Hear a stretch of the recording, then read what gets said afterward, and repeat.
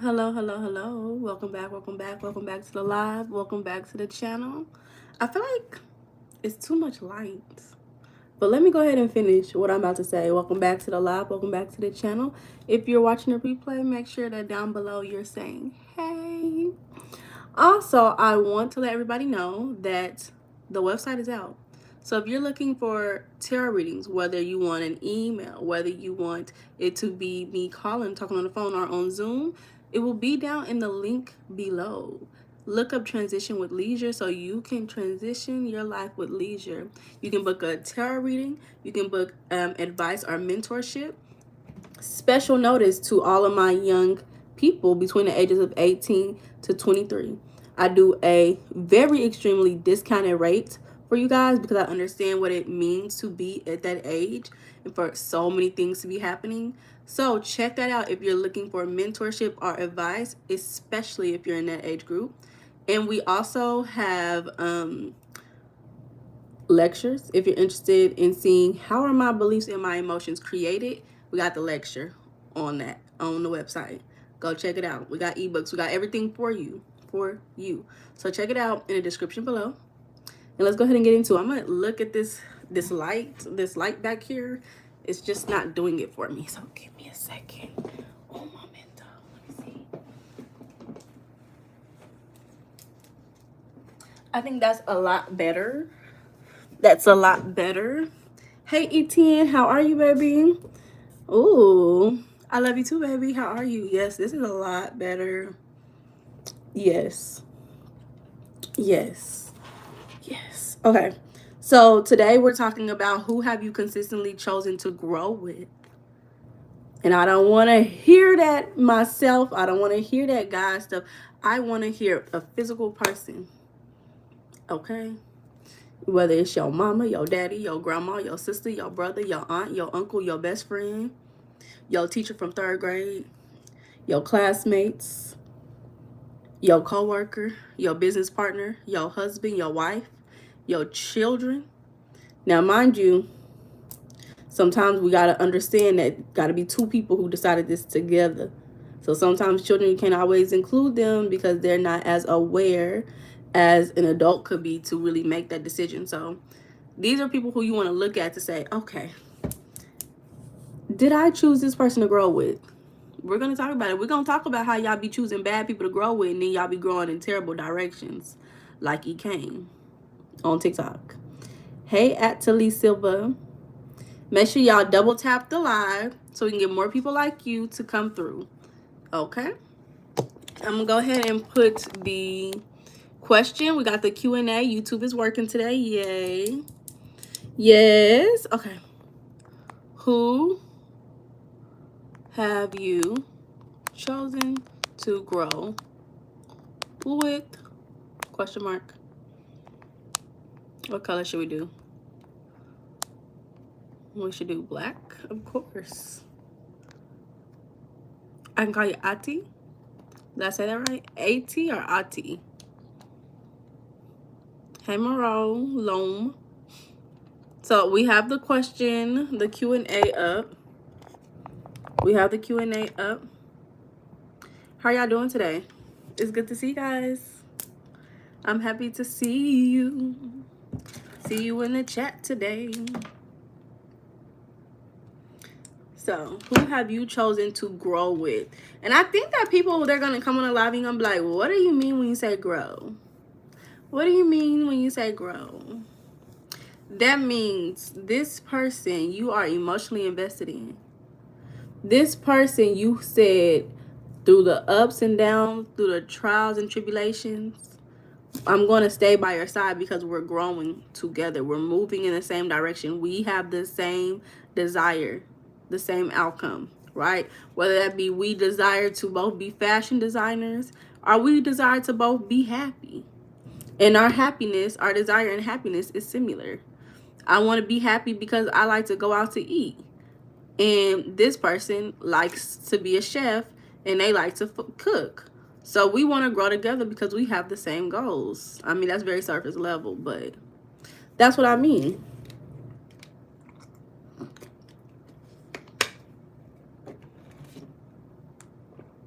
Thank you, ETN, baby.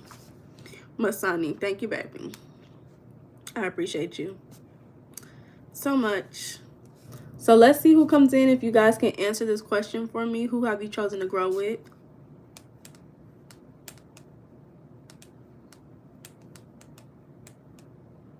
Oh, thank you, Keegan. I appreciate that, baby. Hi, Stella. Hello, hello, hello. Hi, hi, hi. Oh, it's Jerron. Hey, friend. Mwah. How are you? Welcome back. You trying to see my cat? You want to come here? You want to be seen? He's asleep. Hey, Gerard. How are y'all doing? Hey, hey, hey, hey, hey. My son is asleep, y'all. He don't like when I bother him when he's asleep. But he'll bother me when I'm asleep.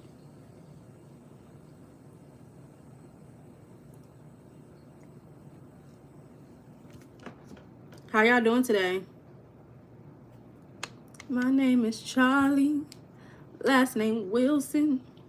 I was wondering if I can take you out, show you a good time, invite you to my house.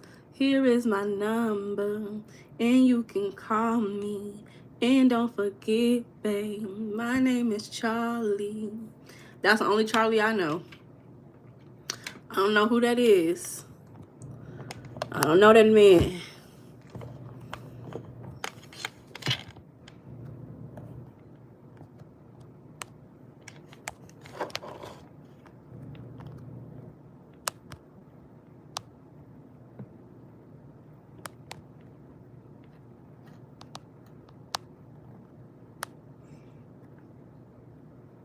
What am I doing single?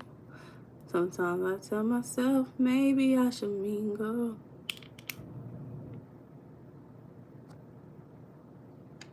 You don't have to be alone. You need someone to love. Okay. Hey, Diamond. Hey, y'all. How y'all doing? So let's get into the conversation. Well, we do have a little bit more time. So let's see who is going to come in. Hey, Trey. Hey, hey, hey.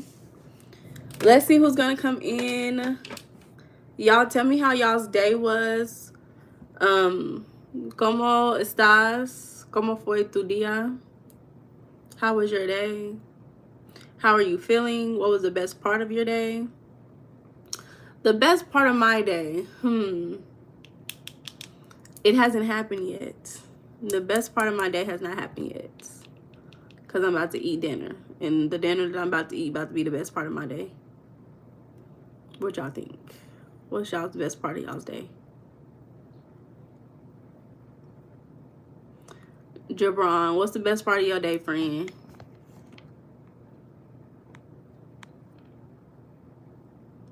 Thank you, friend. I appreciate it. I appreciate you.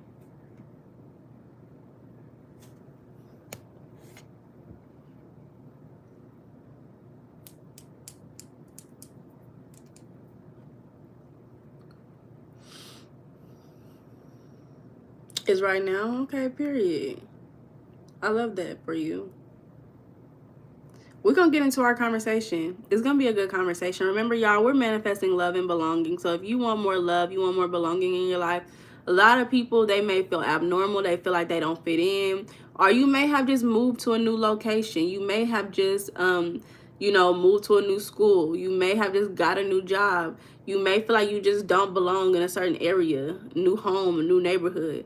There's so many times where you could change, or you could feel like you don't belong, or you feel like you're not receiving enough love in your life. There's so many examples that I can use, even like in family, in friendships, in anything. You could have issues of not feeling like you are receiving enough love or quality love, and you feel like you may not belong. A lot of times, a lot of people don't realize that this is one of their biggest issues that's blocking them from manifesting the happy life that they want. I actually did my own personal research from the people who I do mindset coaching with, and majority of those people who I do mindset coaching with, their biggest issue was love and belonging. That's what it dwindled down to. So, you know, if you may not really see that that's your biggest issue, but for most people it is.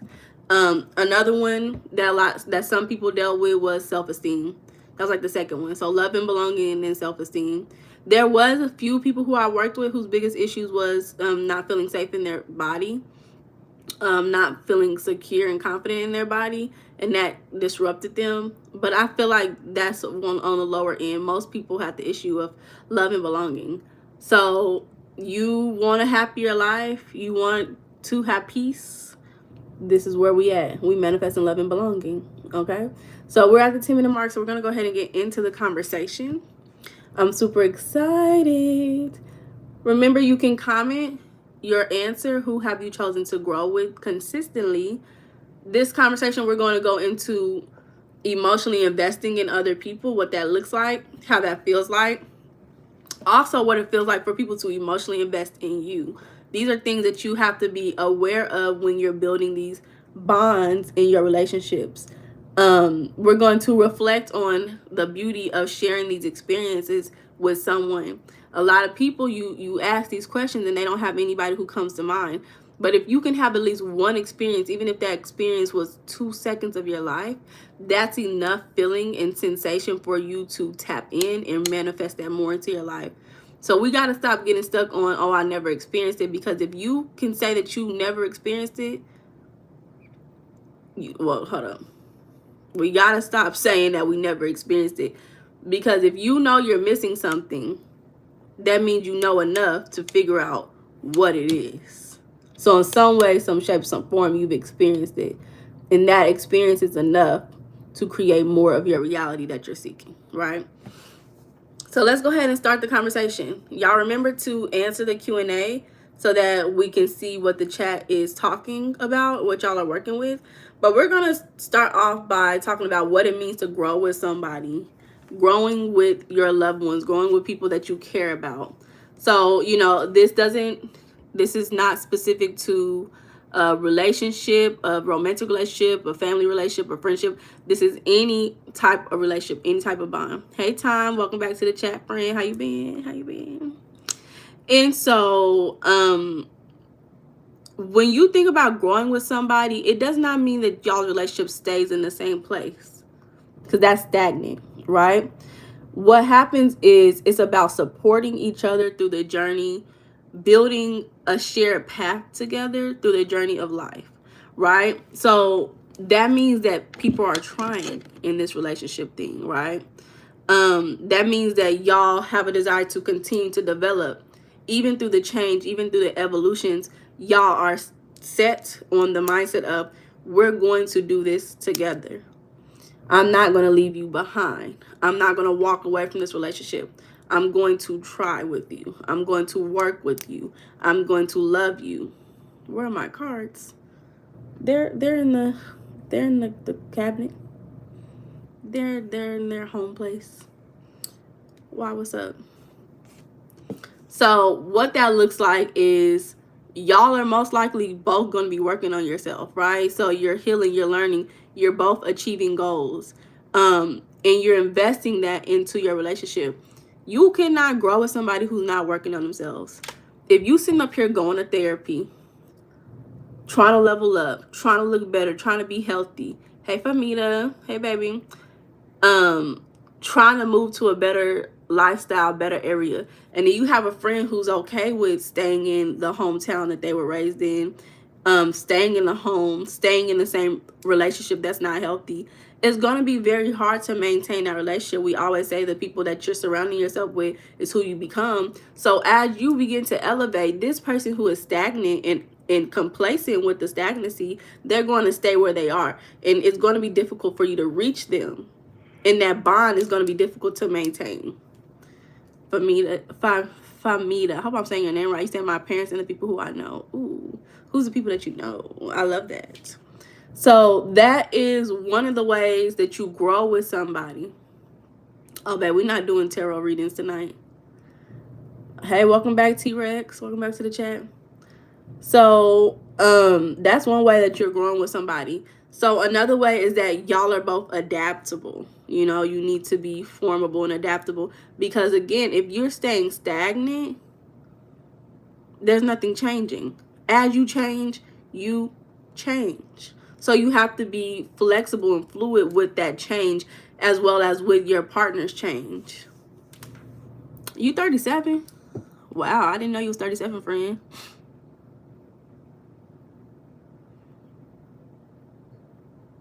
What? Jabron, what you talking about?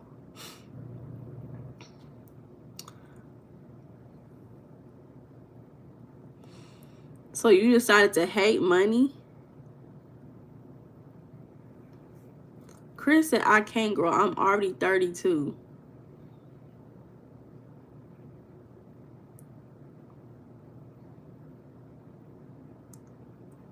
I'm not about to play with you.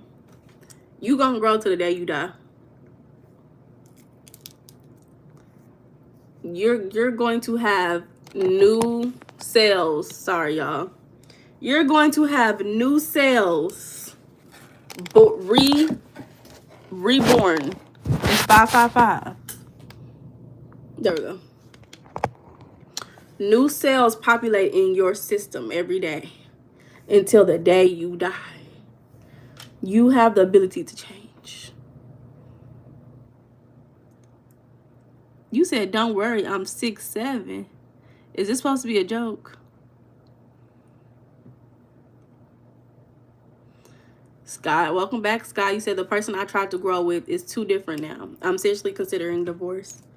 Now, I like that you even brought that up, Scott, because I feel like sometimes there's a core reason why you got with somebody, right? Hey, Clash. Okay, Clash changes picture. Hey, Rathik. Hey, y'all. You said maybe when science events. Are you joking with me, Chris? Are these jokes? I'm not understanding what's a joke and what's not a joke. But I feel like there are core reasons why you stick, like why you got with somebody, and I don't believe that those core things change. Now, this is just my personal belief. I haven't been with somebody for 10 plus years, so I don't know. I can't say for sure, but based on what I feel like, what I've seen, and just people's behavior that I know personally, it's like you are that core individual. Most people core doesn't change, but how they express that changes throughout time. So sometimes you have to go back to what was a core reason why we're together. What was the attachment that we originally had? Hey, Jalen, welcome back to the chat, friend. Tom said, the great way to understand sacrifice and love is to see your mother unconditional love towards her husband, and my father's dying love to keep my mother joy and happiness while they still dating. That's a beautiful time. Tom, have you had a beautiful family? That's what it sounds like. So, a lot of people forget that there is something attaching them to a relationship. Like, sometimes those attachments could be trauma bond. You're bonding on the same bad relationship that you had with y'all's father figure. Or you may be bonding on having a bad relationship with a mother, grandmother, growing up in the ghetto, growing up poor. Some people really do bond over those things, and that could sometimes cause a shift in your relationship when you've grown out of that mindset. But if you're bonding on more positive things, like, oh, they're artists, I'm an artist, I like to do whatever type of artwork, or I want a safe and stable family, you sometimes you just have to realize what was the bond that we had, what was the original one. So back to the conversation. Clash said, I've chosen to grow with friends and family. They're my innermost strength. I love that.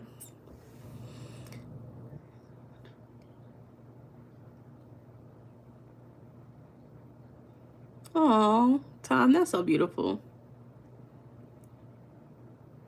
And Jabron, you talking about I don't like to make relations without marriage.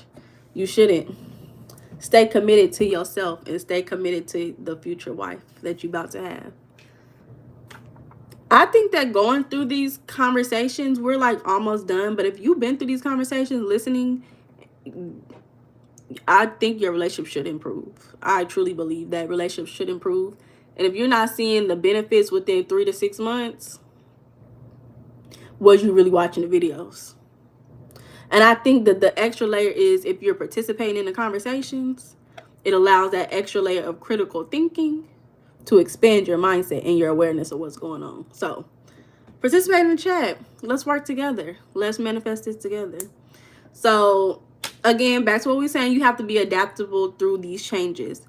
And one of those things is, okay, instead of growing apart when life shifts, like you may get a new job, you may mature, you may, some people go through maternity and have children, which causes a big shift in personality, mindset, lifestyle.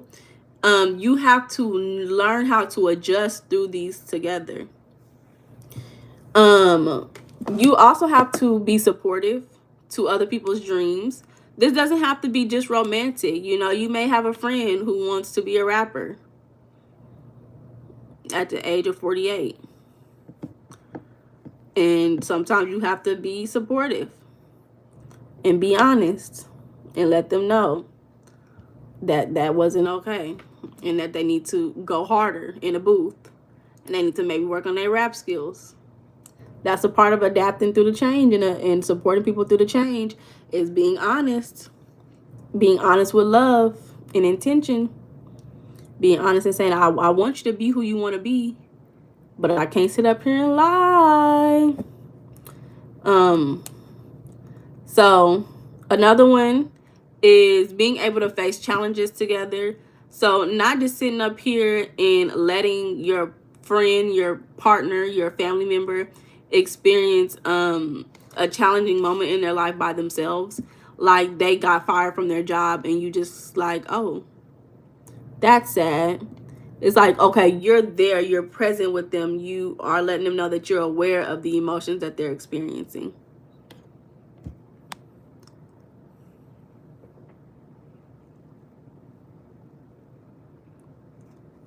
Yeah, time. That's what I believe the same thing, time.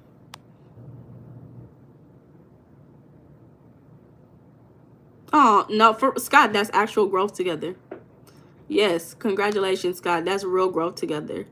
First of all, y'all are adapting to each other. One person said they want to change. The other person said I want to change. So y'all are adapting through the changes. It's also deepening y'all's connection. Hey, John. Hey, PR. Hey, y'all. That's also deepening y'all's connection because y'all are bonding over the same thing, over a shared experience. And it's bonding in a growth mindset, not bonding in a surviving, challenging mindset. So, it's things like that. When you deepen connections, you are building more trust, which we talked about these things previously. Understanding, intimacy. We talked about intimacy because intimacy is just not in romantic relationships. You have intimacy in your friendships and your family relationships as well. Because when you've gone through multiple seasons together in your lifetime with someone, you get to see them. You get to see them in different versions of themselves. And then when you go through maybe like 2-3 years with this person, you get to see the consistent behavior that they have throughout these different time frames of their life. So when you get to see that, that really does build a deeper connection.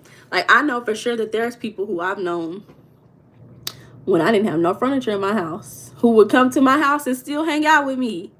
They would still hang out with me, and I may still talk to them now every now and again. But when I think about how down they were to still have a relationship with me, friendship with me, even when I had nothing, it makes me really appreciative of the relationship that I have with them, because I've grown extremely. So it's like I look back and I'm like, we've got to experience each other at a low point and we still wanted to have that relationship, that friendship. So things like that, it really does deepen a bond. You may not even realize that a relationship that you have with somebody right now is, and how y'all are experiencing that relationship will be the solid reason as to why y'all maintain y'all's relationship in the long term. But that's why you got to go through the seasons together. You got to see the shifts. You also have to go through seasons with people, because that's how you'll know if they're going to grow with you. If you've seen somebody a year ago and you see them again and they're in the same place, that's how you know, like, okay, baby, I done made money. I done leveled up, got a new job, new wardrobe, new car, new this. And you still in the same place. You're still stagnant. That doesn't automatically mean cut them off. That means you may need some space and you may need more time to make a decision. And you may need to sit with yourself and listen to your intuition.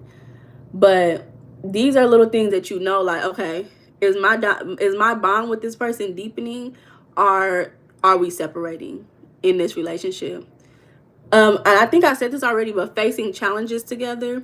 So, you know, when you're growing and you're moving through life, hard times happen. Hard times happen. Life is literally difficult at times. There's not going to be a life where you do not experience the ebbs and flows that comes with it. You're going to have a low. The thing about it is, it's about your mindset through those lows.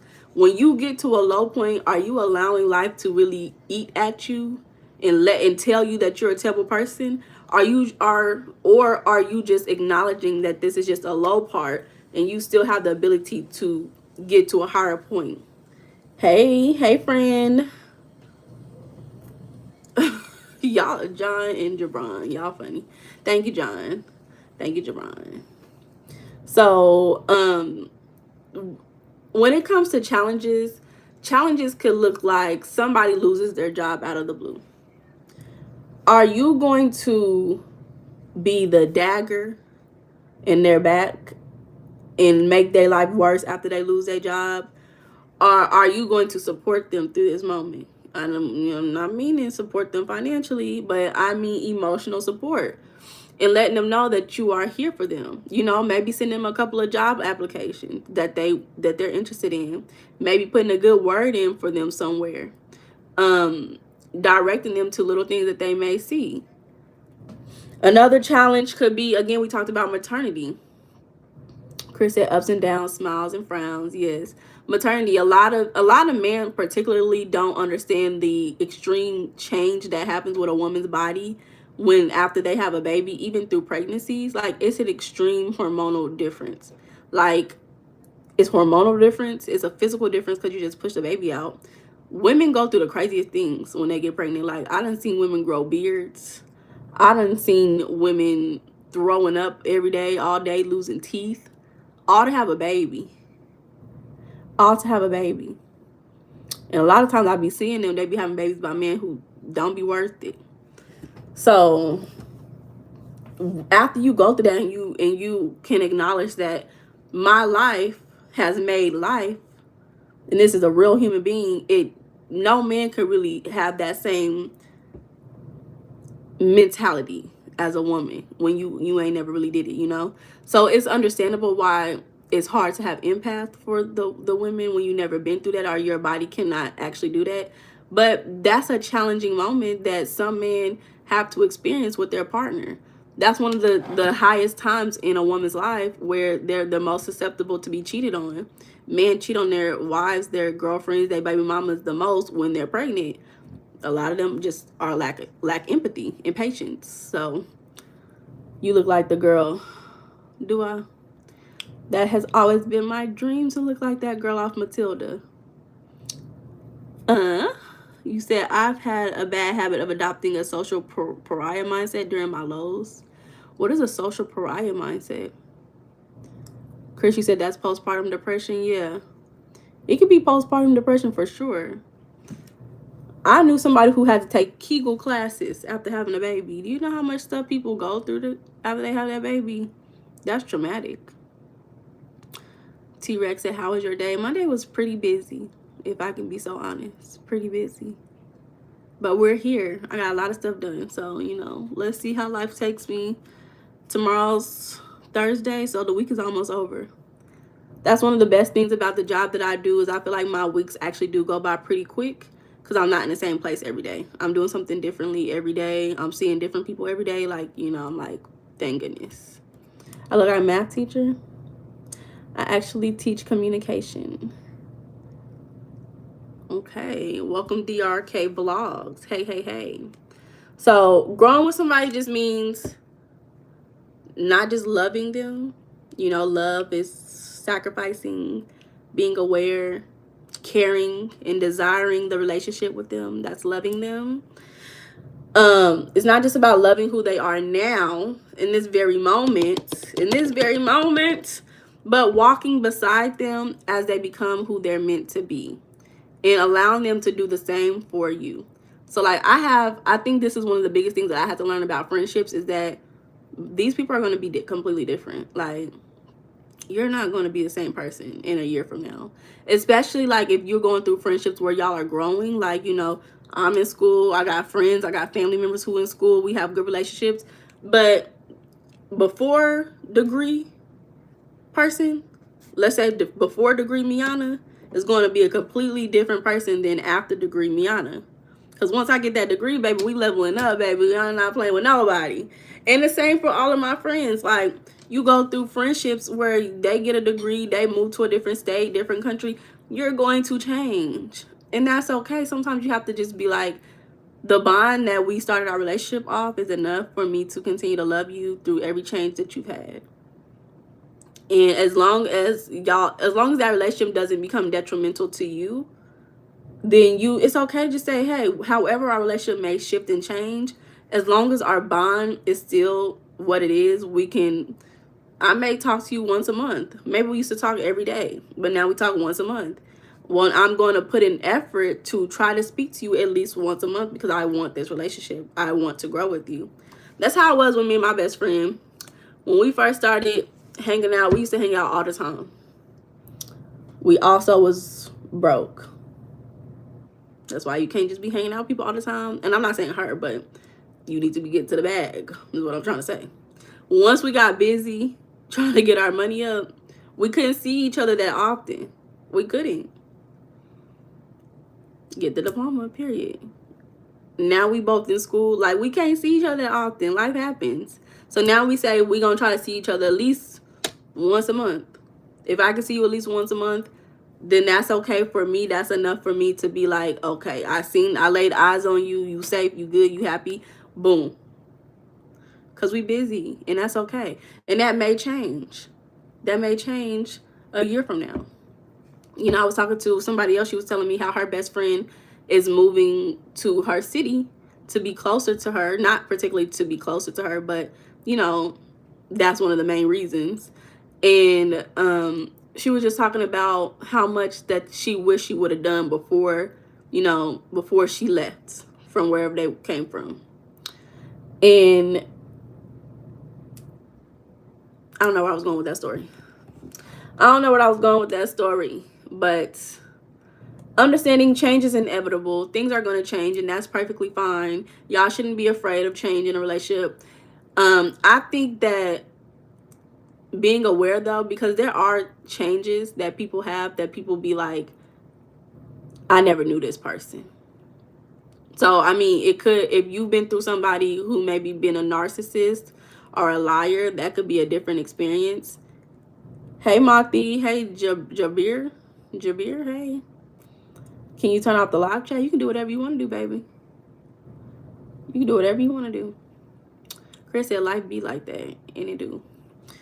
So changes are going to happen regardless, and you have to be expecting that. But like I was saying, you kind of have to be aware, and that's why you shouldn't really be making long-term decisions, especially before the age of like 27. Like, I wouldn't suggest anybody get married before the age of 27 because your brain is not fully developed. And you shouldn't really be making too many extreme life-changing decisions that locks you into any contracts for the rest of your life. Because things do change, people do change. I was watching this video, which I don't know why divorce videos keep popping up on my screen, on my YouTube, but I'm very interested in them as well. So it's maybe because I'm giving them attention. Because I'm like, why are all these people talking about they're divorcing? Like, why do I keep seeing this? I watched this one woman who got married to this man. Are y'all ready for the story? She got married to this man. Now, they were in a Christian, like, culture. Christian friends, Christian family, Christian everything, right? She said once she got married to him, once she got married to him, she found like female underwear and like female clothing. So she asked him about it, because she thought he was cheating on her. And he was like, no, that belongs to me. And she was like, this belongs to you.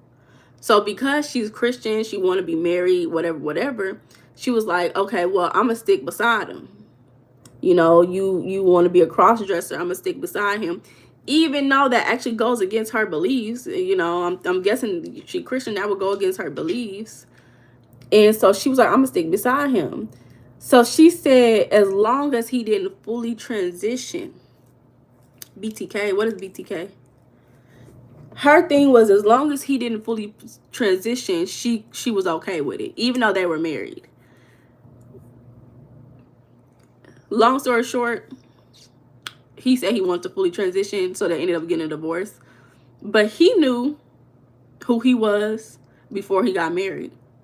And I'm only guessing that if she wasn't so fascinated with the marriage, and she was more fascinated with getting to know who this individual was at the core, because that's what it kind of seemed like in that conversation, that she was more worried about the idea of her being married over her really getting to know this individual.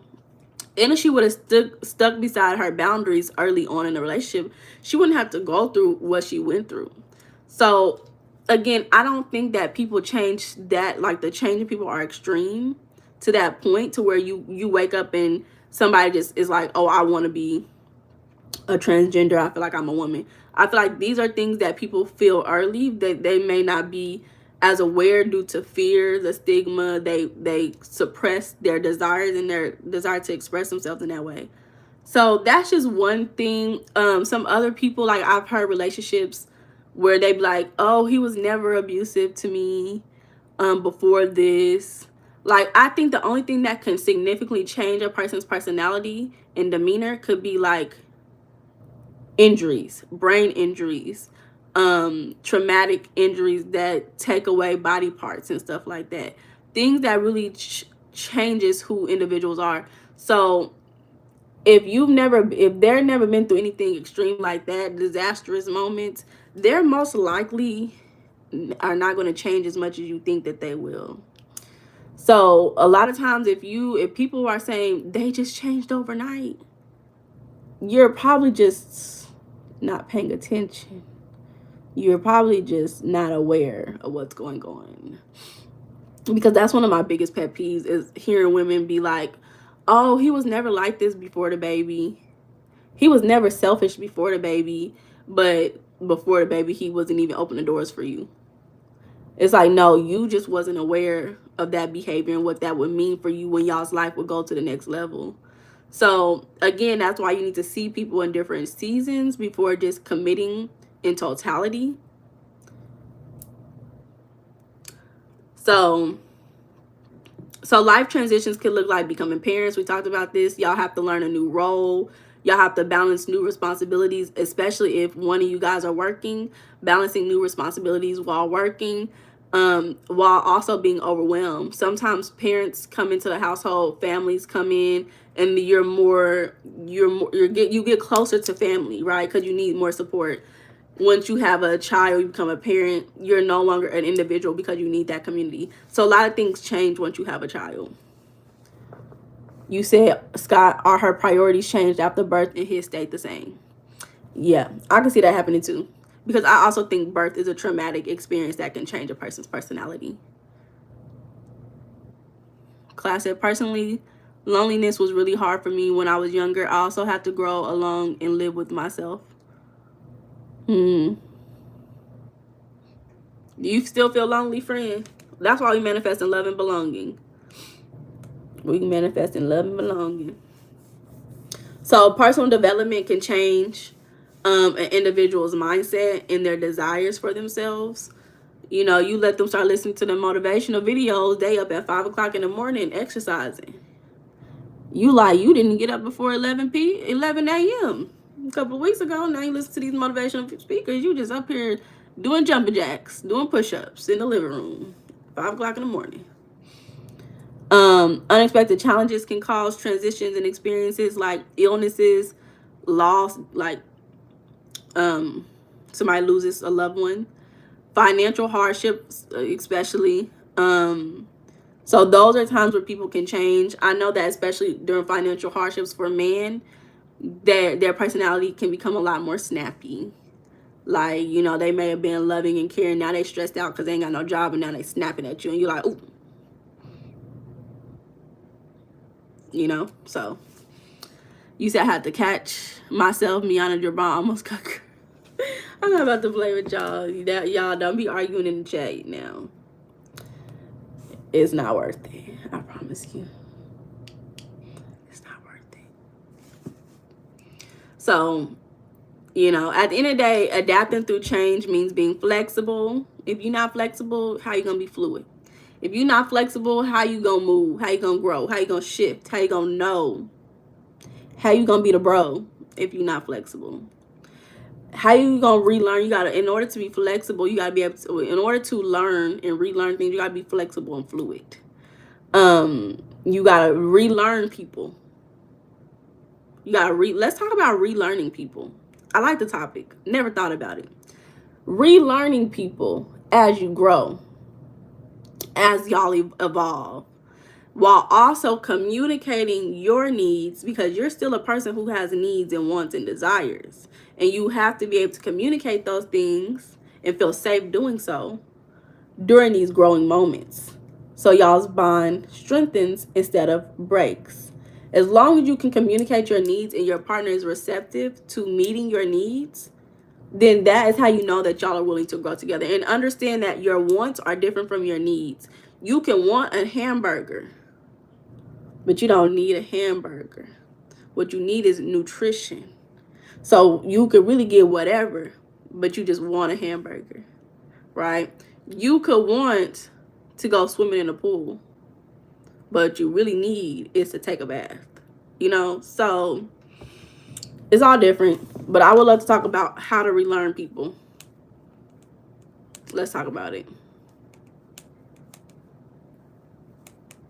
We also had other conversations. This is just a side conversation that I thought about because I said, I've never heard about it. But I want to talk about being emotionally invested into these relationships, because if you're going to grow with somebody, you have to be invested. You have to be invested. You have to be invested in some way. And if, you know, you could be financially invested, I do think that men should financially invest in their family. It only makes sense. And they should be emotionally invested as well. Just like a woman should be emotionally invested in her family, and definitely financially invested in her generation. That's why I'm be honest with y'all. I completely believe that a man's money should be to take care of his family, his wife, his children, and whoever else lives in that household with him.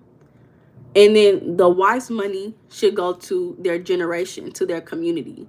So the wife's money should be going into, and husband's money as well, but the wife's money should be going into savings accounts for the children.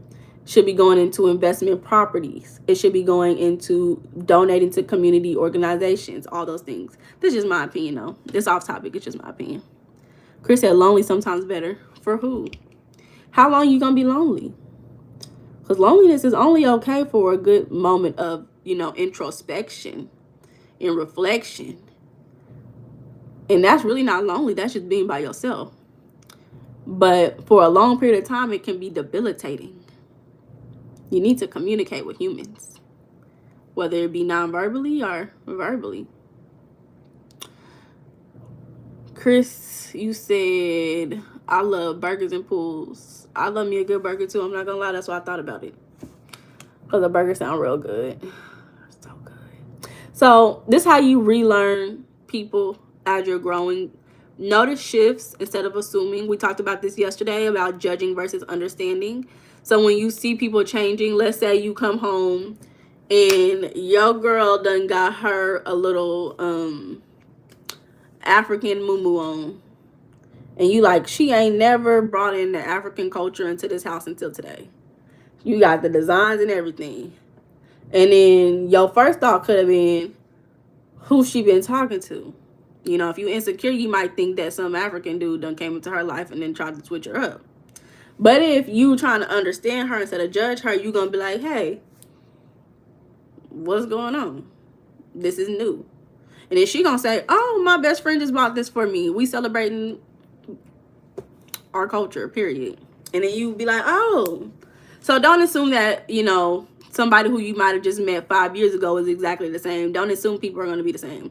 Pay attention to their habits. You know, are they used to smoke and drink all day, be at the club at 6 a.m.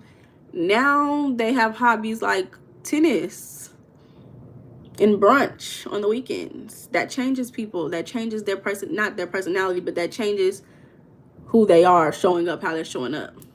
Pay attention to their interests. Are they watching videos on financial improvement on YouTube all the time? You look at somebody's YouTube history, you're going to learn a lot about who they are. Pay attention to those shifts and those clues. That's what's going to key you into how is this person growing? What direction are they growing? John said, do you think a married couple should have separate savings account just in case also?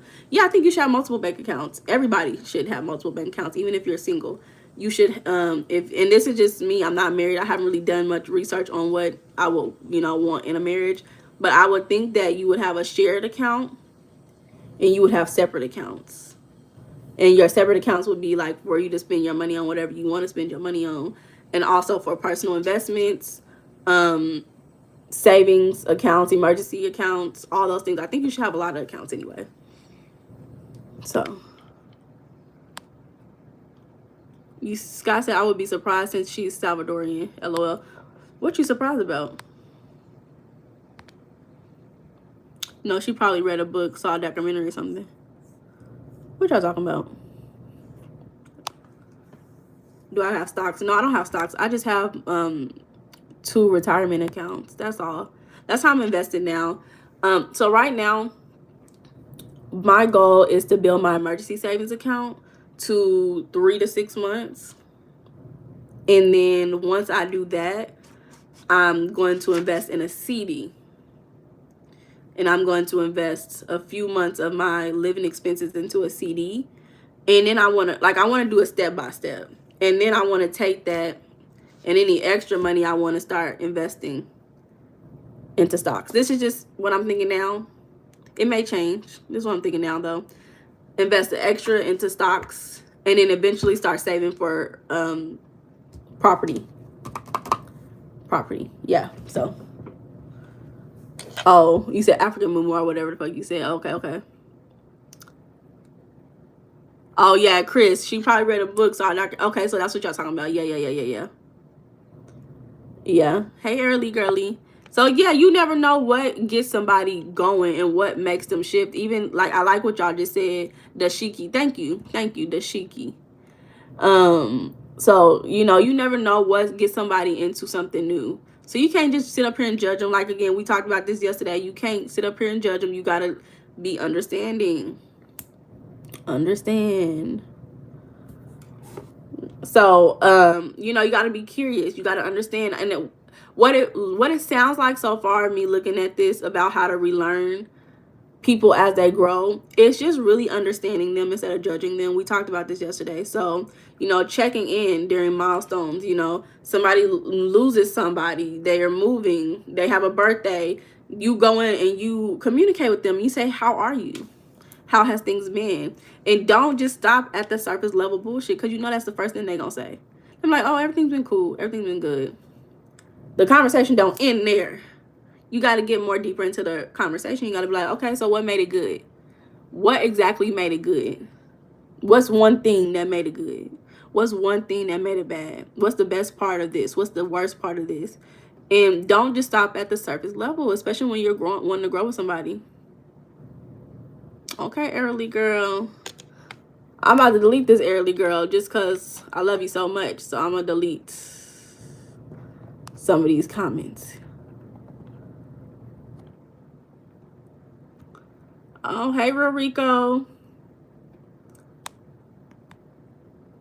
But I think that's so sweet, Arilee. I think that's so sweet. So, Again, listening without judgment. This is an interesting one. Update the mental picture. And we talk about being an intuitive person, being me being a tarot reader. I told y'all how I read tarot, not just me just reading the cards, but I use my intuition, my clairvoyancy, my clairaudience skills, all those things. I'm not special. Y'all have the same capabilities. It's just y'all don't focus on it.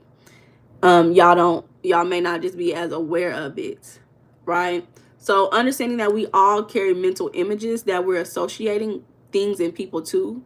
That's how we're learning. That's how we learn. That's how we know things, is because what's happening is you're comparing one thing to another thing, right? So when you compare them, you create a bond in between them where you see that similarity in those differences, right? So when you're trying to relearn somebody so that you can grow together, just pay attention to, when I think about this person, they remind me of, and then finish the sentence. I think about my best friend, this person reminds me of blank.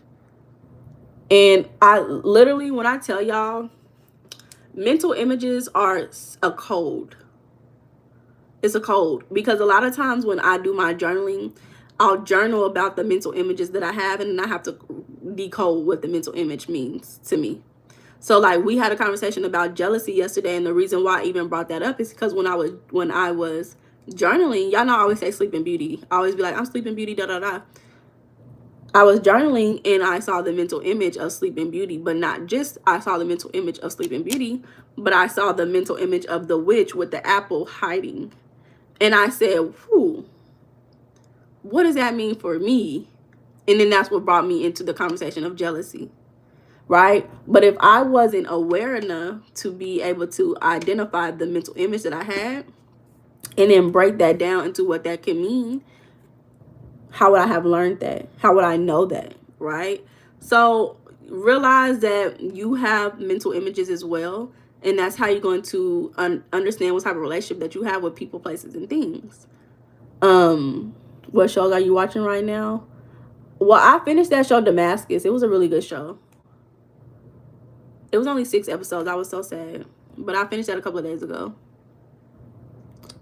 Etienne said, I have chosen to grow alone since I see things differently. I have a clear conscience and value solitude. Y'all need to stop growing alone. It's not worth it. It's not worth it. You get so many more benefits growing in a community. Like, for instance, let me tell y'all, this is the perfect example. Y'all know I'm in school. Ever since I started working at my job, I worked for the direct company. I didn't do like contract work. Even though if you do contract work, you get paid a lot more. But I never did contract work because I just always worked for the company. And so because I'm in school, it's a lot of other people who work for the same company, but they're in school too. It's like 20 other people. We just had a meeting, and fingers crossed, because all things go well. But we just had a meeting, and our manager said, if you work for a contract company, you cannot get paid for those hours that you in school. But because I work directly with the company, I get to go to school and still get paid. So that's one of those benefits of being with a company, with not just a company, but being in a community. I'm with the community, I get the benefits.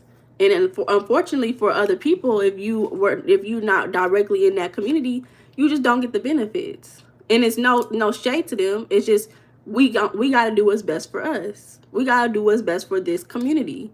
So the problem is, a lot of people, they feel like because they don't see people around them who have the same mindset as them, that they don't have a community. But we're on the online era now, where you can easily, the algorithm is easily adjusting to your interest in who you are as an individual. So it should be a lot easier to find a community. The thing is, you have to be aware that that's what you're wanting. I don't think it's healthy to be lonely. I don't think it's healthy to be in solitude for a long period of time. You need to be able to exchange information with people, whether that's a hi, a bye, a smile. You know, that's communication. That's an exchange of energy. You can't just keep regenerating your own energy by yourself. Like you may have God flowing through you, but you are not God itself. So you need to be in the community, be of a community. And, you know, start off by volunteering somewhere. If you don't want to just go meet random people, go volunteer somewhere that you're interested in.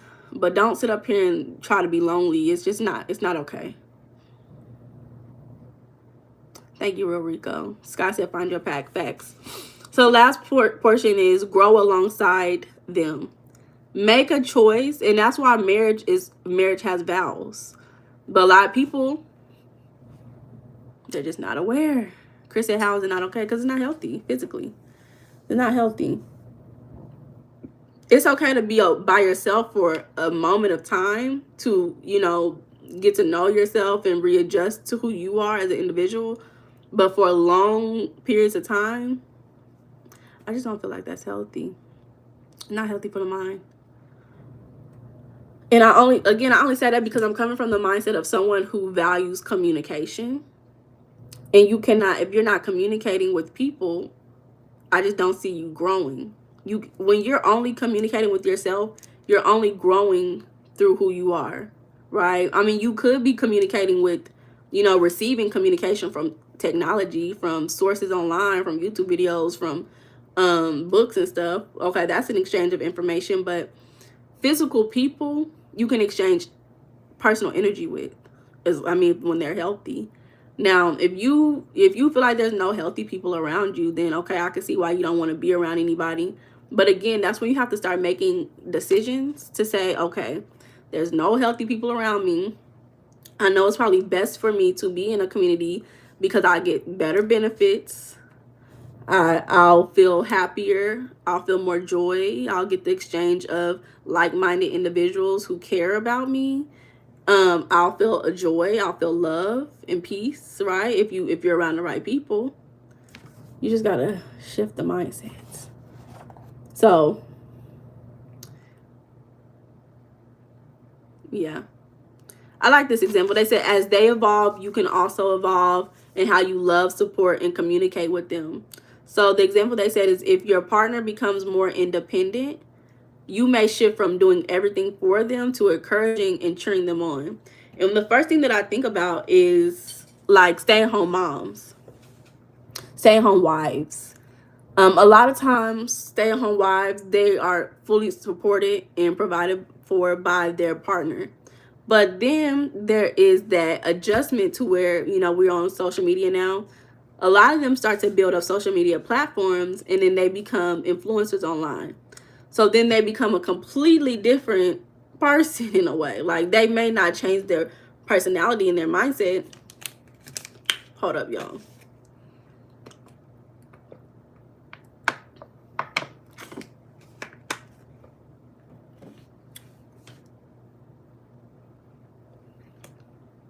Why you say no wonder? They may not completely change their personality and their mindset, but they're going to change how they express themselves every day. So instead of you being like, okay, I used to provide everything for this person, I mean, particularly more financially, and you probably will still do that, especially if you're the husband. You probably most likely will still be doing that, but they'll be less dependent on you. It will, the bond would shift from, hey baby, hey baby, I'm about to do da-da-da, period. That's what we're doing.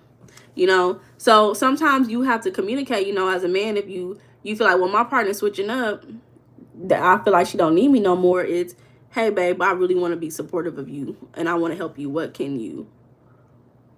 I do to help you today? I want to give to you today, you know. So Chris said, how you know? How I know about loneliness?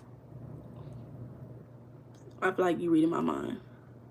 I'm not a mind reader. I'm just speaking facts. I don't know what you're talking about. But I am an intuitive person, and sometimes I pick up on energy. That's not what I'm saying I'm doing, but it happens sometimes. Let's look up the effects of being alone for a long period of time in peer-reviewed articles. I love me a peer-reviewed article. reviewed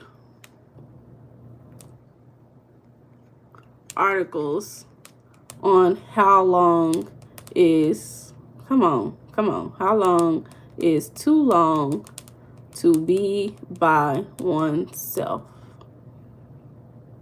and why is community important to health.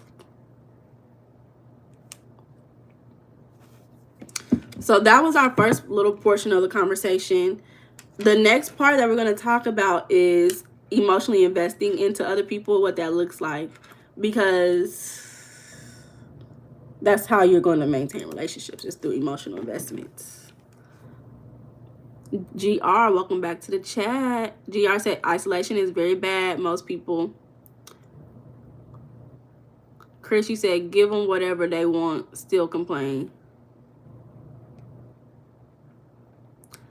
So it carries physical health risk. Very serious at that. Loneliness is correlated to increased stroke risk. Mind y'all know I like the metaphysical. One thing that I learned is that your blood, the blood flow in your system is correlated with joy and happiness, right? So a lot of people who may have low blood, like the low blood flow, blood blockages, all those things, blood not flowing to the heart, a lot of times it's because it's a lack of joy and happiness in your life, right? This is metaphysically, not a doctor. This is metaphysically. So if you're not in a community of people who you love, you're not producing joy. Like, naturally, anybody who's naturally a joyful person, you'll see them more likely engaging with other people, right? So increased stroke risk, cardiovascular threats. Again, this is with the heart and with the blood flow. Physiological indicators. Social isolation has been linked to higher blood pressure and elevated markers of inflammation. Inflammation is correlated with anger and frustration. Inflammation is correlated with anger and frustration. Metaphysically, remember this is metaphysical. So it can also be linked to dementia and cognitive decline. Why? Because people bounce off the energy of each other. Your memory, sometimes it be people who will boost your memory. You be like, oh, I don't even remember that. Then they the reason why you remember it, right? It's also linked to mental health issues. So depression, anxiety, and ukaside. Ukaside, y'all. Loneliness and isolation have strong ties to depression. That's why people who are not in communities, they in their little room in the dark all day. You depressed, you're not getting the vitamin C. You're not getting the vitamin D. The sun is vitamin D, I think. So, it says daily cognition. So for older adults, even short-term loneliness can impair cognitive performance on the same day, which can spiral into a feedback loop of worsening cognition and increased loneliness. Yikes. For the youth, it says adolescents who experience heightened loneliness are significantly more likely to be diagnosed with PTSD, depression, stress-related disorders in adulthood. Mind you, loneliness does not mean people are not around you. That just means you're not connecting to them emotionally, right? We talked about emotional disconnection before as well. So loneliness doesn't mean that you're not around people. It just means that you're not connecting to people emotionally, mentally, spiritually. So it says loneliness is equated to major health risk. Social disconnection is considered a public health concern, with some suggesting it causes mortality effects comparable to smoking 15 cigarettes a day. So if you want to be by yourself, you might as well go smoke 15 cigarettes a day. It says CDC notes strong social ties increase lifespan, while disconnection boosts risk of depression, anxiety, dementia, heart disease, and stroke. So how long is too long to be alone? They says no exact cutoff, but there are patterns. Chronic versus situational loneliness. Chronic persistent loneliness causes significantly greater health risk, where situational or temporary loneliness tends to be less harmful.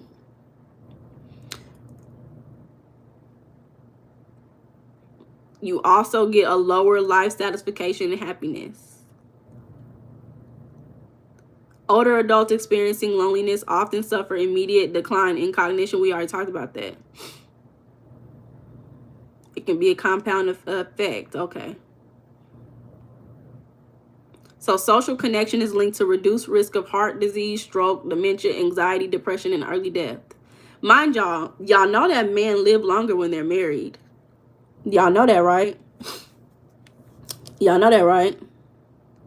Relationship behaviors like hugging or closeness can trigger physiological responses that strengthen immune resilience and stress tolerance. Y'all know y'all supposed to get like 8 to 12 hugs a day.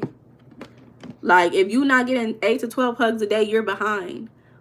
It can boost your immunity.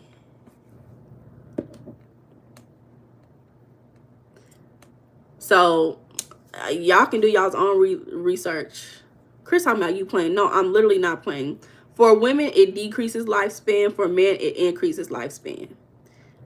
Men get so many benefits from being married. That's why you gotta go get married and be married to somebody who you really do love and trust and you take care of. Especially, that's another thing, when men have more responsibilities, they live longer, you know? So you go get a woman who you really care about and you really take care of her and she takes care of you, vice versa, boom, you're gonna live longer. And you're also gonna be more respected in society because society often respects married men more often. You said, yeah, you knew. I know you know because you one of them. You gonna be living longer, period. So I also saw this video of this man. He had like 3 or 4 kids and they were all singing happy birthday to him. And he was just like, he's just trying to be his manly, like, just accepting it. But they were like really singing like in an annoying way. But you could tell that his heart was like so warm. Like, you could just tell that this was probably one of the highlights of his life.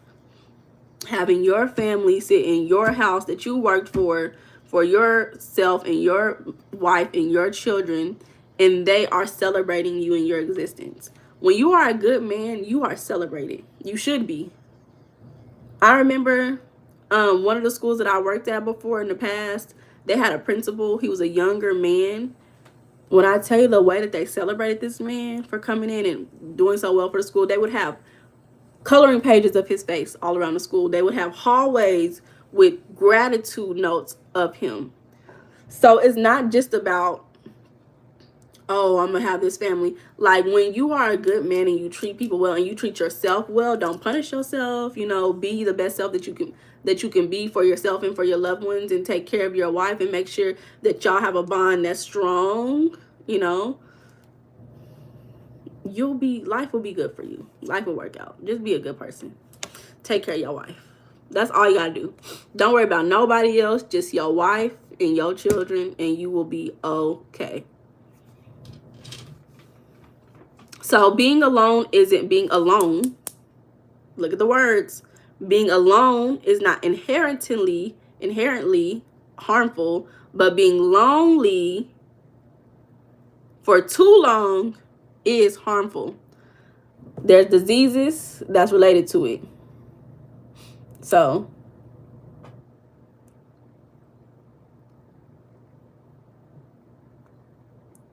yeah. So John said it's a beautiful thing. John, you married too? I didn't know you was married too. Okay, so let's talk about emotionally investing into people and into things.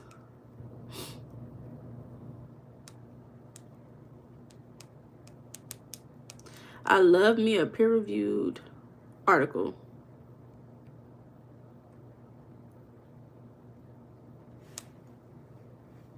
Y'all see my son? Can y'all see him back there walking? Oh, you're not. Chris said marriage is risky. Not if you do the work. Life is a risk. If you invest your money, I don't know if you was the one who asked me about stocks and bonds earlier, but if you invest your money, that's a risk. But you know what decreases risk? What's the word? Is it educated risk? Is that what it's called? An educated risk? A well-researched risk? I don't know what you call it. But you're going to always take risk in life. Some of the best decisions that I made for myself was a risk. I've moved states without jobs. It was the best decision that I made. But guess what I also did? Researched. You know, I put myself in the field first before just making that leap.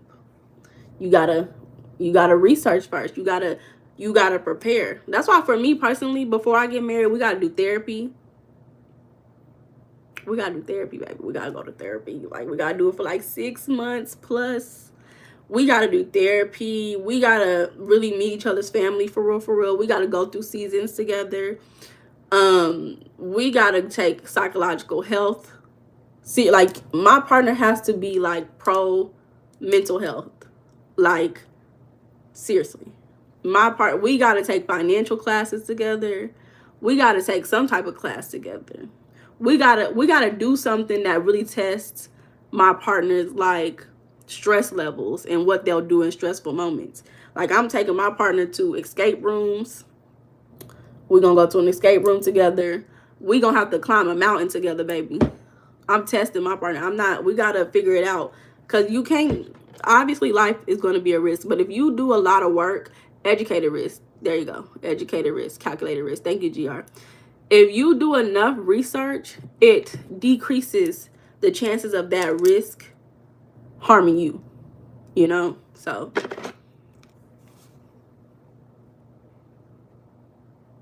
GR said we should work at these things more for a healthier society. Yeah, but also I want to say, like, with the society thing, I feel like sometimes we can get lost in what's going on in the society, because really what's the most important thing is our family. Like, the family that you create, the community around you, is going to have a larger impact on you than the society that you live in. I'm not saying that it doesn't have an impact on you at all, but you know, we gotta focus on the people around us more often. No, I'm so for real. Have y'all ever been to an escape room and y'all really want to win? You gotta have a partner who really want to win.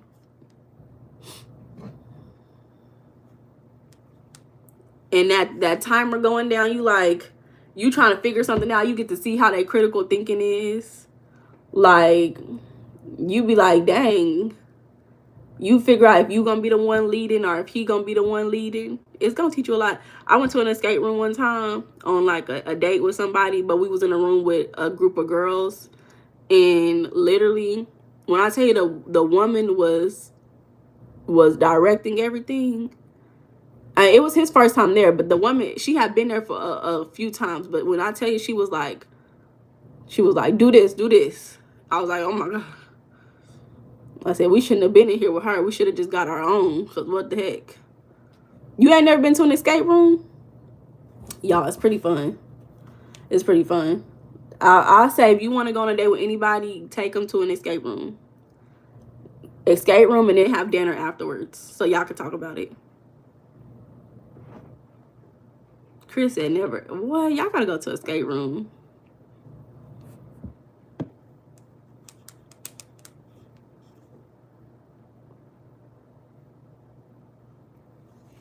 You said, no, I'm trying to escape now. I just went to an escape room with my little brother not too long ago. And we was in a room with a family, and then a guy. He looked like he was there with his girlfriend. So he seemed like he could have been like Russian. He was Caucasian, but he was like Russian or something.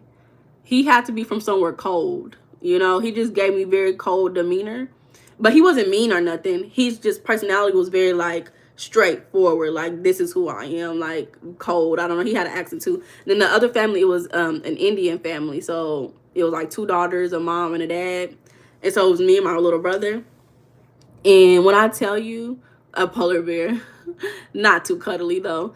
But when I tell you, when we got in there, he was directing everything. You could tell that he was a leader. Like, you can tell that he was very intelligent, very thorough. Like, he was like, okay, do this. But anytime he told you to do it, he was right. You know, if he told you to do something, it was because he was most likely correct in what he was asking you to do. But we worked together really well. He wasn't like disrespectful. He wasn't like pushing people over. But he just had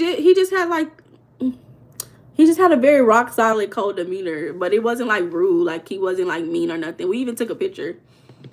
Let me see if I can find the picture. I might. You said it hit different when you write. Exactly, it hit different. Somebody could be like do da da da, but you be right, and it's like you can't say nothing. They right. It's not like they was trying to tell you that because they don't like you. They was right. So when you are, let's talk about emotionally investing into people, because that is a part of choosing who you're going to grow with. Mind y'all, if y'all haven't answered this question, who have you chosen to grow with in this lifetime? I realized for me, I've chosen to grow with my bestie. And I chosen to grow with her because I feel like God placed her in my life, because everything just aligned. Everything just aligned. So I typically choose to grow with people who I feel spiritually connected to. If there were multiple incidents in our lives where it just like, okay, this don't add up. We saying the same thing, we doing the same thing, like we wearing the same thing on accident, we interested in the same things. I do believe that we were spiritually meant to be in each other's lives. Now, usually this has happened to me twice. Usually with friendships. I don't usually have it happen. Well, I have weird things happen with other people, but you know, usually with friendships, like with my best friend, when I first met her, we had the same steering wheel, same favorite color. We would say the same thing on accident. We'd be like, girl, I used to tell her, get the fuck out of my head. Like, I used to tell her that all the time, like, get away from me. And then I have a new friend who I just recently started building a relationship with. And we would just always say the same thing at the same time. Or we would have the same hairstyle, have the same exact nails. Like, it would be so weird. And at that point, I was just like, you know what? We cool. We gonna be cool for the rest of our lives, obviously. So that's how I choose who I'm gonna have a relationship with. But other than that, I'm like, I'm let it be. Chris said that communist type stuff. I wouldn't be surprised if he was from a country that was communist, y'all. GR said true self-preservation first. Healthier people equal healthier family, equal healthier community, and healthier societies. Facts. Soul Tribe for sure, John. So let's talk about emotionally investing. It's the same conversation that we always have, though. Chris said I'm from Los Angeles. So you must be... Chris, you the one who told me you ain't never left Los Angeles. That's who you told me that before, right? You need to leave Los Angeles, Chris. Because you talk about being lonely. You got to go find your tribe outside of Los Angeles, friend. So, emotionally investing into people is you building trust in these relationships. Trust and safety. You said probably not. You can at least travel. Just travel. Take a bus. Take you about $500 in a bus somewhere. You can get to at least Arizona. Or you can go to Oregon. You said no. Okay, I ain't gonna make you do it. Do what you want to do. But when you build trust, listening, being consistent with people, it shows people that they matter to you. So, okay, Chris. Okay, friend. So you gotta show people that you care about them. That's showing love through action and not just words. Because once you show love through action, that's what's building the stability. Words don't build a damn thing, but an imagination. Action builds stability. Shout out to all the Californians in the chat. Emotional investment means you're influenced by each other's moods, right? So if your friend is sad, you're probably going to be affected by their sadness, especially if it's extreme. If your friend is winning, you're going to be happy for their winning. If your friend is struggling, you're going to most likely be a little bit affected by their struggling, because you're invested in this person emotionally. You want the best for this person. You want this person to feel good. Real Rico said that's a bar. Action builds stability. It do. So, and understand that emotionally investing into people is not codependency. It's not codependency. Just because you want the best for this person does not mean that they have to be an exact mirror to who you are and how you feeling. It's okay for that person to go through the highs and lows of life, but you can still have a high moment while they're having... Yeah, don't get me rapping in here, y'all. Don't get me rapping in here. You from South Central. Ain't that from Grand Theft Auto? Ew, you can have a high while this person has a low and vice versa. And you guys still want the best for each other because you love each other. Let's see what else it say.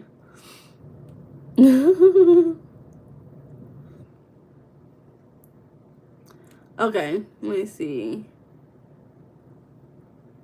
So when you're emotionally invested into somebody, you're vulnerable. It's just like we talked about earlier, investing, taking risk, investing into things. Now, first of all, Chris, I want to know, I'm off topic. I just want to know what your birth chart look like. Because this is giving very much like Cancer energy. It could be Virgo as well. Because you don't even want to leave where you from. You don't even want to leave. Put on a lip gloss on. I just might. I ain't gonna do it to y'all. I ain't gonna do it to y'all too much. Okay, let me finish this conversation first, because we already been on here for an hour, 20 minutes. We've been on here for a minute, so let me see. We got 18%. We got 18%. So let me see. We're gonna finish this up, and then we're gonna move on. So, in order to emotionally invest in a relationship with somebody who you want to grow with, it has to be reciprocal. So that person has to also be emotionally invested into you. That be a lot of people's issue, though. You a Capricorn? Okay. Okay. Okay. I can see Capricorn too. I can see Capricorn. Because Capricorn is just the opposite of Cancer. It's just the masculine. Capricorn is the masculine, Cancer is the feminine. But yeah. So a lot of people forget that you can't just invest all your money into something and it not benefit you as well. So the same thing with a relationship. You cannot invest all your time and your emotions into something that doesn't do the same for you. Usually, y'all know what I always say. This reminds me of a woman with a bum boyfriend. Or even a man who has a girlfriend who doesn't want anything for her life. You know, a girlfriend who's just okay with living off of her man, waking up, not doing nothing, and not investing into herself. I don't mind, you know, a woman being taken care of by her man. But when it gets to a point where you're not self-actualizing, you're not trying to learn about yourself or level up and grow, then y'all don't know me. Y'all are hilarious. When it gets to that point where you're not trying to level up, self-actualize, and grow, then that's a disaster. It's not okay, right? So understand that if you're emotionally invested into somebody, it has to be the same thing. At the end of the day, when you're emotionally invested in somebody, you're going to be vulnerable. Because you have something to lose now. Once you put your emotions, which is the animating version of you, is your life force in a way, you are putting yourself into somebody else, right?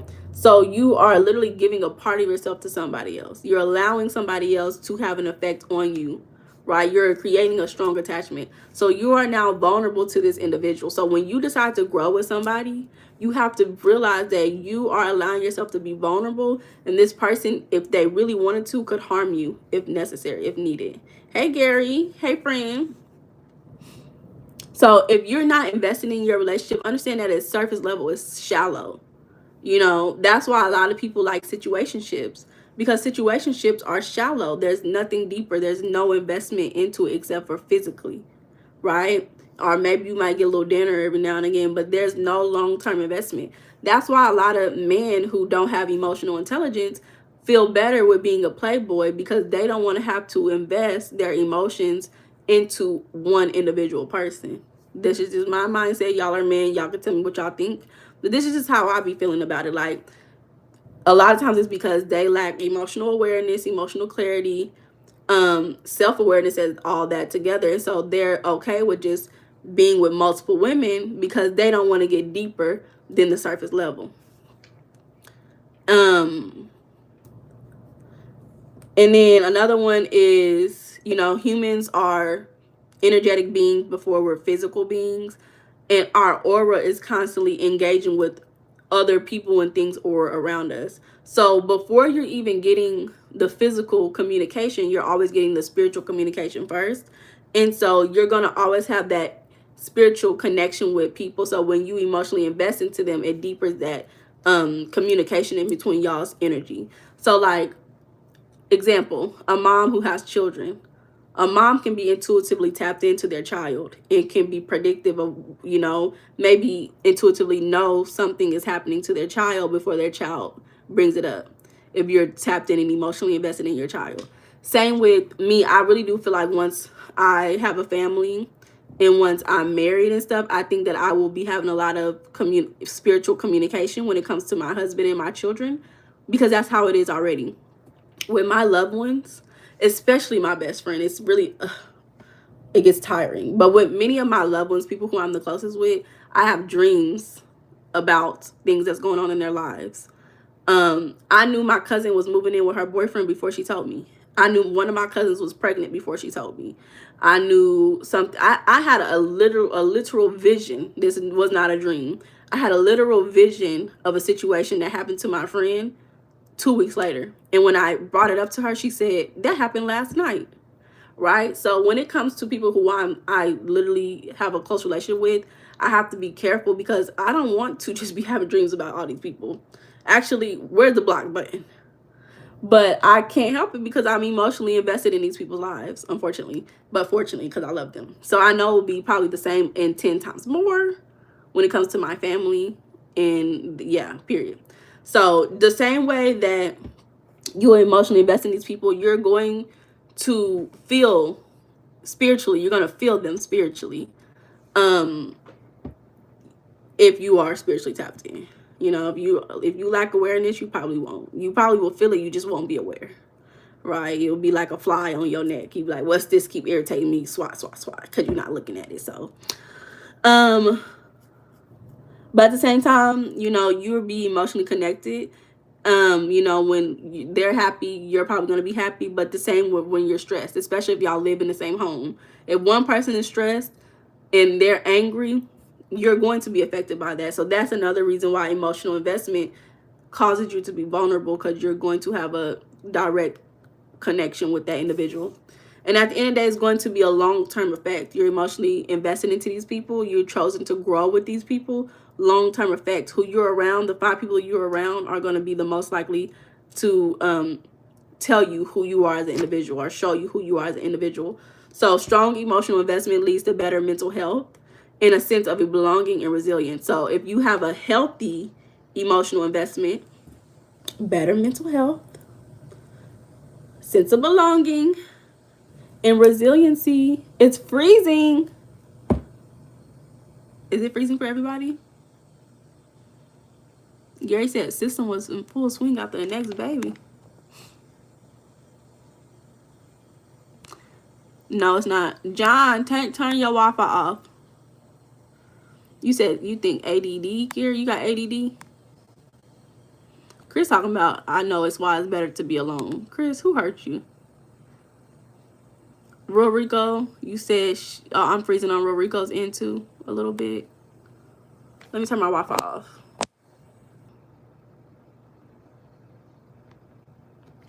Y'all let me know. I'm gonna keep talking just for a little bit to test the waters. I'm hearing ringing in my ear.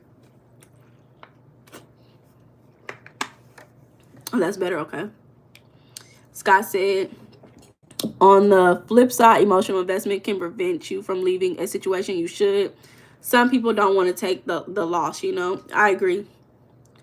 But that's when you have to realize, okay, am I emotionally invested in a healthy situation or unhealthy situation? And then you also have to ask yourself, did you commit to this situation? Because once you commit to something, that changes the game. You have to work a little bit harder to maintain that relationship once you committed, So you got to really just take time to just sit and think about it by yourself.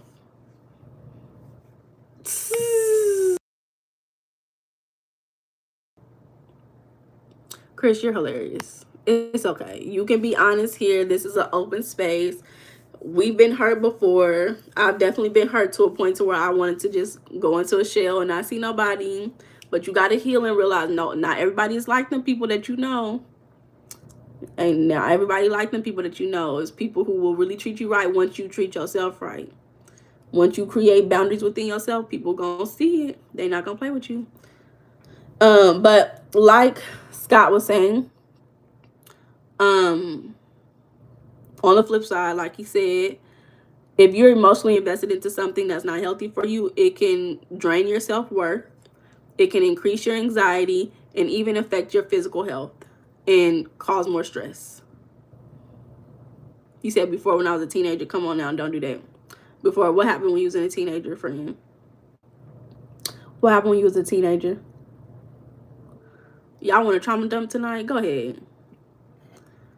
I can hold space for y'all. Y'all want a trauma dump? I'll hold space for y'all. Get it out y'all system. We growing together. So next time I see you guys, which will be Friday night, will be our last conversation about this. It'll be our last conversation about it, about this topic. And then we'll be talking about leisure time. So if you want to manifest more leisure time or more quality leisure time, that is what we'll be talking about for the next time. Chris said, can't speak. Y'all want me to trauma dump for y'all? So I remember. And mind you, I'm going to tell you how I came over this trauma, how I moved past it. I'm not going to just trauma dump and leave it at that. I'm not going to create open negative narratives for y'all to finish it on y'all's own. I'm going to close the narrative in a peaceful, positive way, happy ending, period. GR said, are people getting healthier in general? And what role does social media play? Social media, good and bad. Are people getting healthier in general? I don't think people are just getting healthier. I think that people are being exposed to more information quicker. So when you're exposed to more information quicker, you're processing a lot more information. And if you know what you want for yourself, then you can use that information to direct your life and will your life to where you want to be. But if you don't have goals and you don't have direction, you don't know what you want for yourself, the information could be information overload and cause you to be stagnant. So it just really depends. It depends how you use social media, who you follow on social media. At one point, I used to follow like the Shade Room and like gossip websites a lot more, and it didn't really get me nowhere. But then I decided to unfollow them, and I changed my social media to things that I was interested in, hobbies that I was doing, things that I was researching, and it allowed me to start expanding my information, my life, on things that actually supports me in self-actualizing as a human being. So it just really depends on who that person is, what their desires are, who they want to be. So Chris said, thank whoever made voice typing. No, for real. Thank whoever started creating AI. Thank you to them. Chris said, I'm illiterate and ignorant. You not too, you voice typing right now on your phone? Yeah, set goals more. You sound a trip. I don't mean to, but I'm gonna tell y'all. So I was thinking about this today. I remember when I was younger, and I used to be singing. Now, mind you, this is why I didn't sing a lot when I was younger. Growing up, I didn't sing around a lot of people, and because I come from a family of singers. Like, I have an aunt. My mom had a really good voice. I had a lot of people in my family who had a really good voice. They would be singing, and so I used to sing when I was a kid. And one day, my mama came up to me and she was like, "Baby, you cannot sing." And it just really, like, I was like, oh, okay. And mind you, I'm trauma dumping for y'all. Y'all ready? So she said that, and I was like, oh, okay, well, thanks. I stopped singing in public, right? So then I was singing in my room one day, singing in my room at nighttime, just to myself, just singing songs. And the next morning, y'all know my mama, your mama gonna be the first one to cause you trauma. She was the first person to call me trauma. I didn't realize it was trauma until I got an adult, until I became an adult. So the next morning, she was in her room with her boyfriend at the time, and she said, oh, look, I got 10%. She said, oh, me and blah, blah, blah heard you singing last night, and we were like laughing. Why my mama said this to me unhealed. Obviously, my mom was unhealed, right? Very unhealed. She was not a teacher. My mom was not someone who knew how to raise children. So, she did not know how to talk to people, obviously.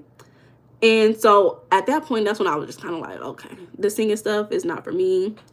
And, you know, my mom had told me this enough times. I'm done with it. So that was when I was a kid. That was like elementary school, middle school.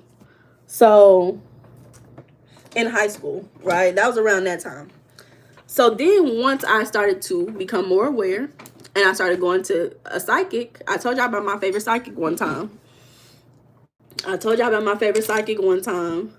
And how I started getting into being a psychic myself was the psychic.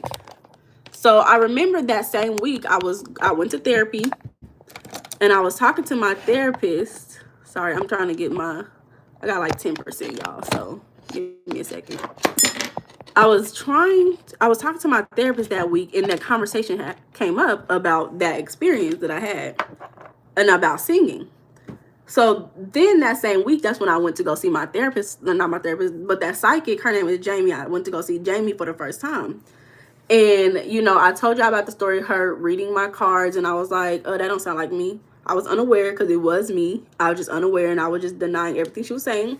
And then she said, let me read your palms. So she read my palms. She said a lot of stuff, and I was like, oh, that sounds like me. And then she started bringing up singing. She was like, singing something. I can't remember exactly what she said, but she was basically like, you need to sing more, you know, something about singing. So when she brought that up, that's what really like was the nail in the coffin, because I was like, I just like a lot of things that she was saying was conversations that I had just had with my therapist that same week. So when she said that, I was like, oh my God, it must be in my energy. That's why your aura speaks before you speak, because your aura has all these narratives and these experiences that you're holding that you're not aware of. So she said all that, and it just kind of was like, wow, right? You never really know what's going on and what you are holding in your auric field. And so I didn't realize how much trauma those two statements in my lifetime gave me. Even thinking about like comparing it to my family and not feeling like I belong when I'm in a family of people who period. When I'm in a family of people who can do this. Now I feel like I don't belong because I'm being told that I cannot do this, right? And even like to this day, y'all know I'll do a little 1-2 singing on live, you know, little da da da, right? But even when you hearing people be like, oh girl, you need to sing more, you need to do da da da, and it'd be like mind boggling to me, because it's like I grew up with this mindset of I can't sing. And then when you have people who be like, oh, you can sing, girl, da da da, and it's like it creates that like cognitive dissonance, right? Cognitive dissonance is when you have two beliefs that go against each other.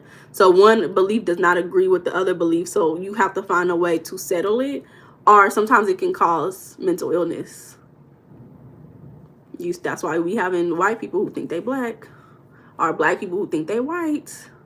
So little things like that, that's trauma dumping for y'all. But I got over it because, you know, I've had to learn that unhealed people pass trauma to you. It's not my mom trying to harm me, right? At least that's not how I took it, right? Not trying to harm me or hurt me. But because she was unhealed herself and did not know how to communicate with people, she thought she was doing what was best for me. But in reality, there was multiple ways that you could have handled that situation. You know, my mom being a singer, she could have been like, well, let's start singing together. Because I actually sung in a talent show before. When I was a kid. So, you know, there are many ways that things could have happened, but that's the way that it did happen. And I'm not going to sit up here and be like sitting on it and be like, oh my God, she's a terrible person, or my life is terrible, or I can't do this, or da da da. You know, I'm not going to sit and reflect on the bad things. I'm just going to take it for what it is and keep pushing. You know, I'm not trying to be a singer, but as somebody who just studies communication, I'm actually taking a voice class this year. And if I, as a speech therapist, I can support people with their voice. So you never know what one story for you can take you, where it's going to be. And I overcame. I'm not sitting up here not singing no more. Also, I think another thing that helped me was a while ago, I dated a guy and we would listen to music together. And did he make music? He made music. So like he would like make music and he would be like, you should sing more. Like, why are you not singing? Like, we would be in the car and I'll be humming. He'd be like, you need to sing. And I'll be like, but like, experiencing different people who have different mindsets, it opens you up to a different mindset as well. That's why you should date a lot of people. Date. That means get to know people. Get to know friends, on an intimate level, get to know people. So there y'all go. There's the trauma, but it's overcome trauma. I overcame trauma. I'm not gonna just trauma dump on y'all and leave it at that, so cognitive is a mind thing. Yeah, so like, your brain, your prefrontal cortex is like right up here, right? So that's where cognition is being created, is in that front area of your frontal lobe.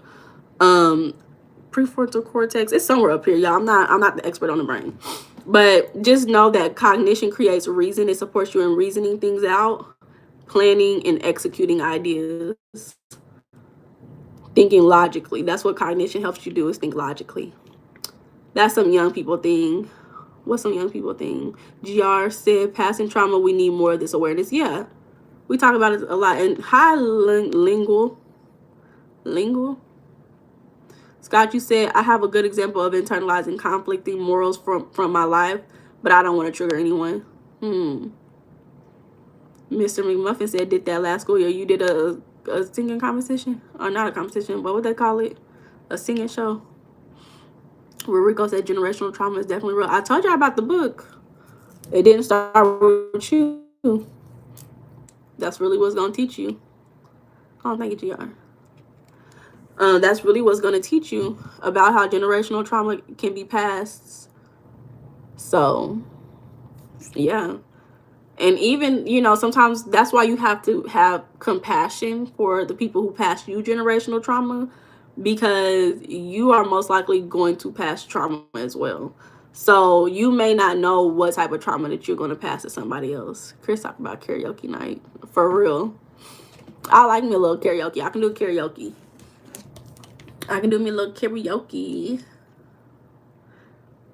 So, yeah, that's the conversation for tonight, y'all. What y'all think?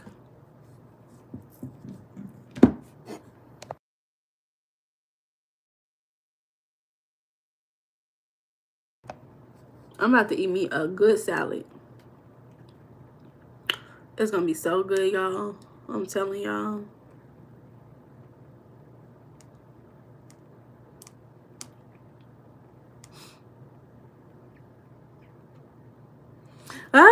Now y'all want me to rap, y'all.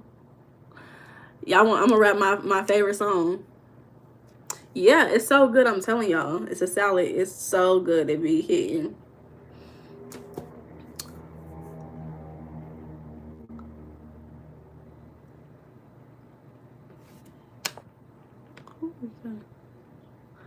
No. I'm gonna rap the song. Hold on. On my mic is a queen. Now listen to me sing. Okay, I used to sing this song when I was a kid. The name of the song is called Bonquiqui at King Burger. Scott, you said, even though I'm a skeptic of some other, what you a skeptic? I think the universe keeps putting me here for a reason. Oh, Scott, you're gonna get me into a conversation. Because I told you I just watched the show Damascus. And when I tell you, I love me a little futuristic show. I love me a little modern day futuristic show, because that definitely was what it was. And I really cannot expose the ending, because I know some of y'all gonna watch it, because it's about a black man. I know it's a lot of black men in the comments. It's about a black man. I think it's a great show. But one of the things that was shown was creating the same life because of a core experience in your childhood.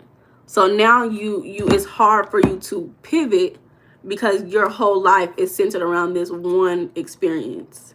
So like, let's use the example of the singing, right? Now, if that was a core experience in my life, now every single branch of opportunities in my life that I want to create for myself will be determined off of that one experience if it's unhealed. So that's why you got to work on figuring out how to overcome and reprogram how you perceive that experience, because one experience shouldn't become a lump in your life that sits there and, you know, affects every other possible outcome that you could have created.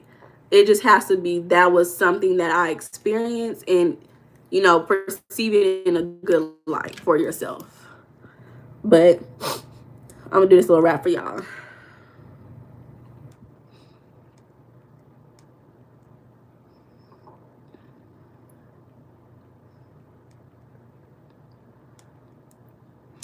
So it go like this. On my mic is a queen. Now listen to me sing. He wanted number 3 supersized onion ring.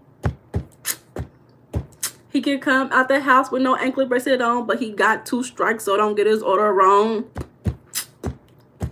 He know I'm looking cute, and there's nothing he can say, but if you get with me, he can do it your way. Hey, I'm going to show y'all this video. I feel like I say this on live all the time, and it's like, only people who can understand me is my cousins, because this is stuff we used to grow up singing together. This song came out in 2009, y'all.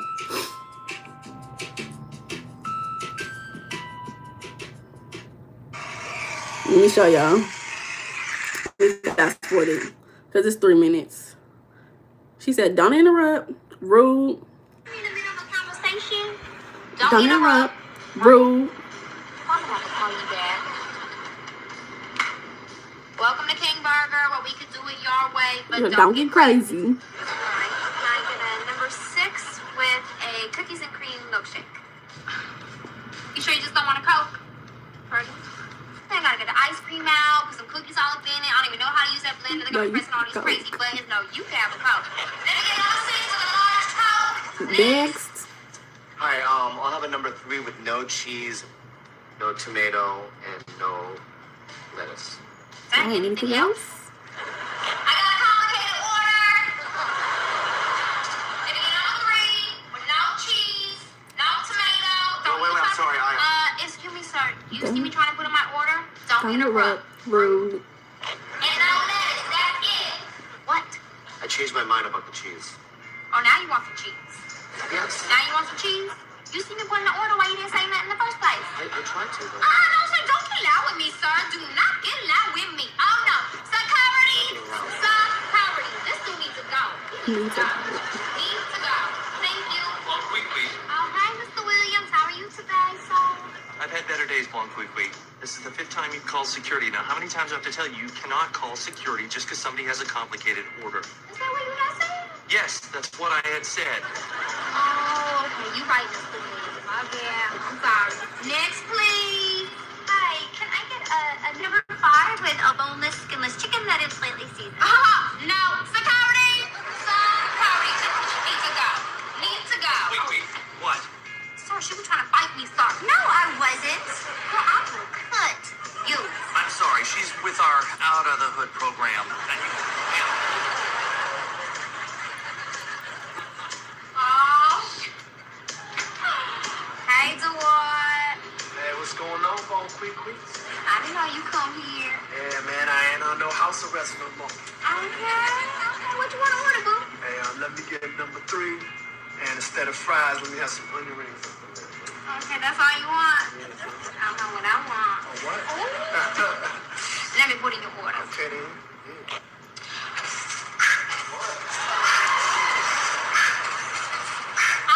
Is a queen. Now listen to me sing. He wants a number 3 supervised on your ribs. He could come out the house with no ankle bracelet on, but it's got 2 strikes, so don't get his order wrong. You know I'm really cute, and it's nothing you can say, but if you give with me, we can do it your way.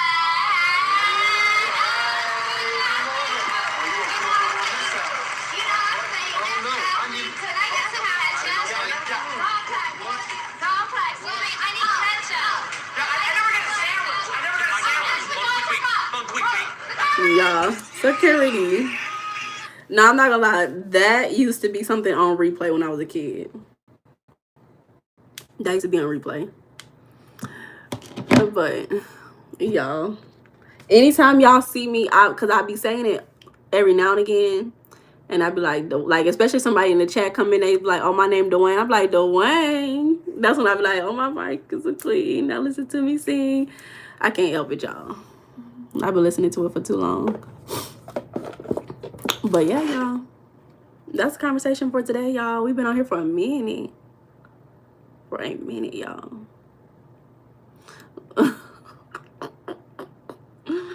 Y'all, but I'm gonna leave y'all with that. I'm gonna leave y'all with that little tidbit of information, y'all. We gonna talk more tomorrow. And if y'all ever have any conversations, any topics that y'all want to talk about, like, let me know. Hey, Sean, you said you just caught me? Sean, welcome. Do I need to start coming on a little later? Because mind y'all, I think that with me not coming on every day, I will probably have longer lives. I think that will be a lot helpful. So if I can be on here a little bit longer than the usual 1 to 1.5 hours that I'm on here, I think they'll be pretty cool. So y'all be on here a little bit longer in the future, y'all. I promise. So, but yeah, I'm about to go, y'all. Thank you, G. I'm gonna stay cool like the other side of the pillow. Chris, how about now? You gotta stay on longer. I'm gonna do it one day for y'all, just for y'all. Thank you, Real Rico. I appreciate you. I appreciate all y'all. So I'm gonna catch y'all tomorrow if you want to do tarot. Friday if you ready to come back to the conversation and manifest love and belonging. So a hit or miss if you're on when I look. It's a hit or miss. No. Okay, Sean. Thank you, Etienne. And John talking about Karen turning to Carisha. Girl. Okay, y'all. But I love y'all. Have a wonderful day. Bye. What time tomorrow? 6 p.m. 6 p.m. Central Time. 6 p.m. Central Time. But have a good day, y'all.